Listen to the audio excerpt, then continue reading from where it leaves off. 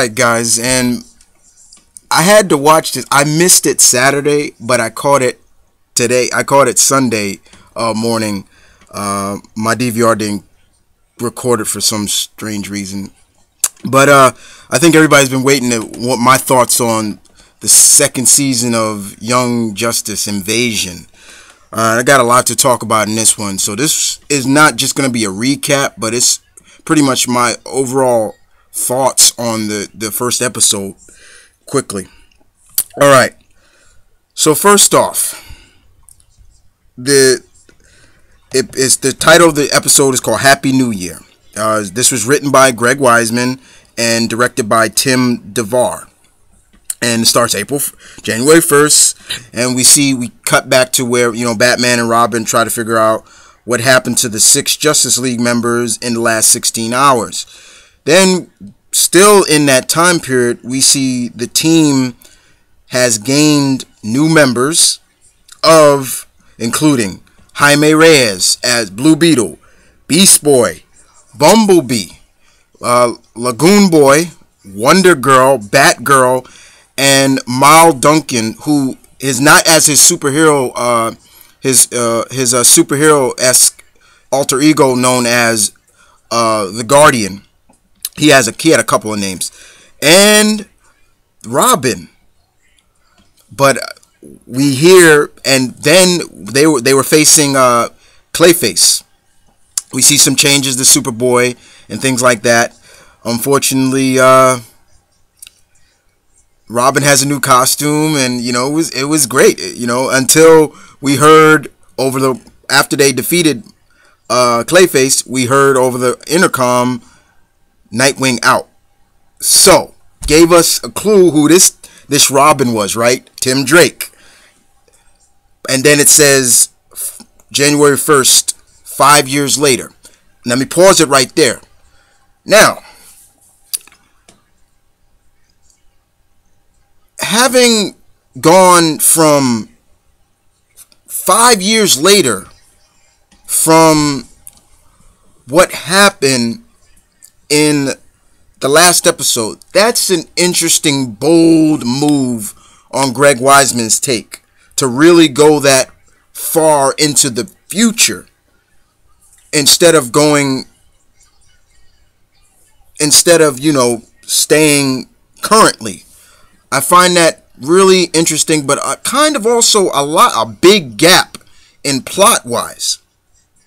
Now we also see that Dick Grayson has become Nightwing. He looked great, and some of the other original members of Team Young Justice have gone and joined the Justice League. For example, Rocket and Zatanna. We saw them; they were part of now the Justice League, and now we have someone, Jay Jonah-esque like character voiced by Tim Curry, is kind of against the Justice League. However, we don't know the fate of Artemis, Kid Flash, Aqualad, or Speedy, aka Red Robin. They did not reveal that. We didn't see where that was.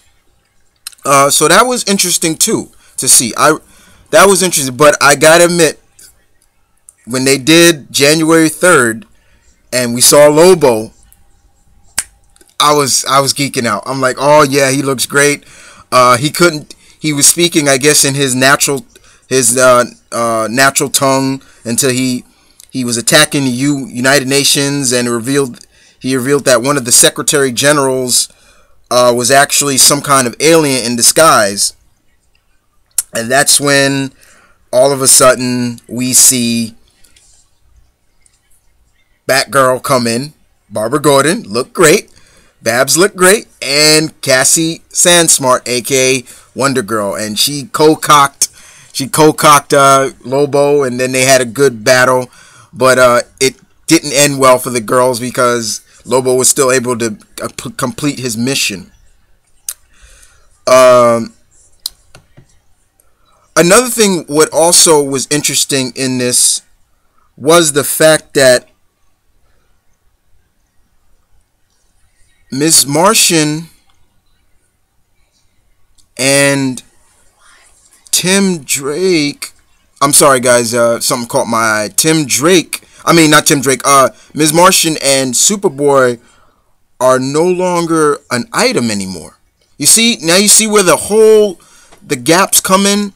She was kissing Lagoon Boy at one point, and so that really kind of threw me off a lot. That really threw me off. I really was like, whoa. You see, now they got to explain that. So the Justice League is starting to realize that, they're still trying to figure out what happened in that 16, and we realize thanks to Adam Strange, that those 6 members are wanted intergalactic criminals now. And that was interesting. It was good to see Adam Strange, though. It really was. And he landed on Ran, and he reveals that the aliens, the Corbinites or Corbinese, I'm forgetting how you pronounce their names, stolen Zeta Tech from the planet Zane and use it to invade Earth. And members of the team are dispatched to Ran, while others are set to deal with the aliens on Earth.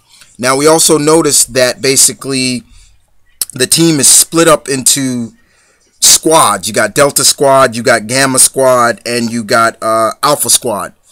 And Delta Squad is made up of, I believe it's Gamma Squad that has Tim,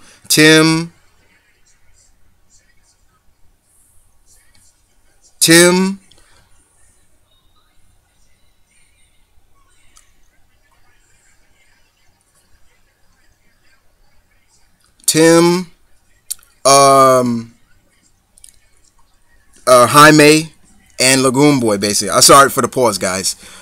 And it seems like Tim kinda, he's growing. He's really kind of, how can I put it? He's kind of like really, he's not really sure of himself as Robin, and kind of Dick is trying to tell him, time to get your feet wet.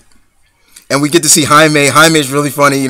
He's talking to the Scarab, and sometimes they thinking he's kind of crazy. But it was fun. It was really good. I really enjoyed it. Beast Boy looked good. Yeah, even though he looks more like a monkey, but it was fun. I really enjoyed it, and I got my wish with Wonder Girl. She was perfectly done, in my opinion.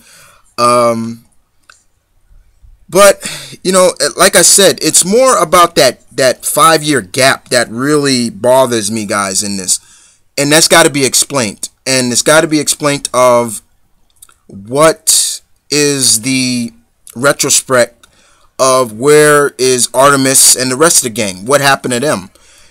I think it's a bold statement to go that route of, going in the aspect of, 5 years, what happened between Superboy and Ms. Martian, is there, some people even said, maybe some people like me are probably suspecting that him and Wonder Girl are now an item. Like there was probably a love triangle at one point and he fell for Wonder Girl or something like that. It really kind of, there's a gap. There's really a gap in between that.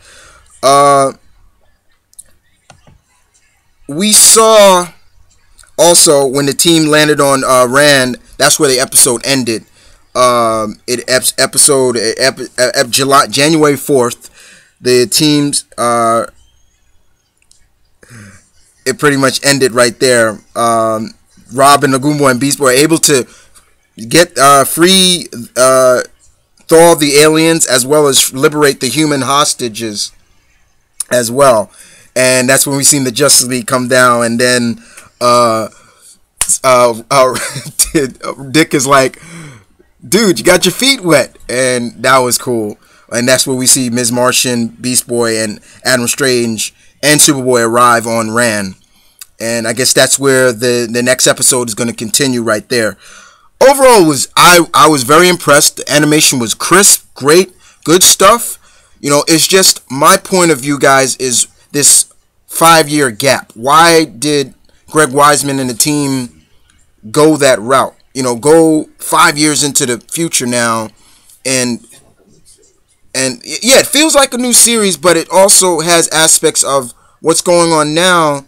But it does have that gap of, why the gap? And now, Mal Duncan is like their coordinator now. But I really enjoyed this episode a lot. You guys tell me what you thought about this episode. But as also, honestly, how do you feel about this whole 5-year gap now? And you think it's a good move, or do you think it's a bold and good move like me? But other than that, guys, thanks for listening. And as always, on to the next.